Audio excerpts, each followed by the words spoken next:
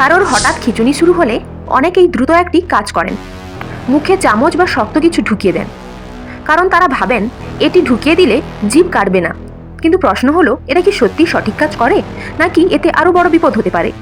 আজ আমরা জানবো খিঁচুনি হলে আসলে কি করা উচিত এবং কি করা একদম উচিত নয়। প্রথমে জানা যাক খিঁচুনি কি। খিঁচুনি বা সিজার হলো মস্তিষ্কের হঠাৎ অস্বাভাবিক বৈদ্যুতিক কার্যকলাপের কারণে শরীরে অনিয়ন্ত্রিত নড়াচড়া। এ সময় রোগীর শরীর কাঁপতে থাকে, হাত পা শক্ত হয়ে যেতে পারে, এমনকি কিছু সময়ের জন্য অজ্ঞানও হয়ে যেতে পারে। এটা সাধারণত দেখা যায় এপিলেপসি রোগীদের ক্ষেত্রে, জ্বরজনিত খিঁচুনিতে, মাথায় আঘাত লাগলে এবং কিছু মেটাবলিক সমস্যার কারণে হয়ে থাকে।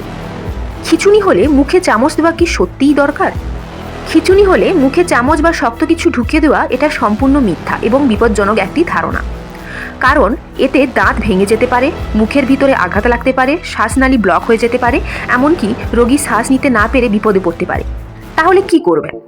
খিঁচুনি হলে সঠিক কিছু কাজ করলে রোগী নিরাপদ থাকতে পারে। যেমন রোগীকে ধীরে ধীরে মাটিতে শুইয়ে দিন, মাথার নিচে নরম কিছু রাখুন, শরীর পাশের দিকে ঘুরিয়ে দিন, আশেপাশে বিপজ্জনক কিছু থাকলে সরিয়ে দিন।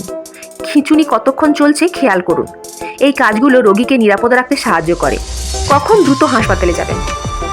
কিছু পরিস্থিতিতে দ্রুত হাসপাতালে যাওয়া জরুরি, যেমন খিঁচুনি 5 মিনিটের বেশি চললে, বারবার খিঁচুনি হলে, খিঁচুনির পর জ্ঞান না ফিরলে, প্রথমবার খিঁচুনি হলে অবশ্যই ডাক্তারের পরামর্শ নিন।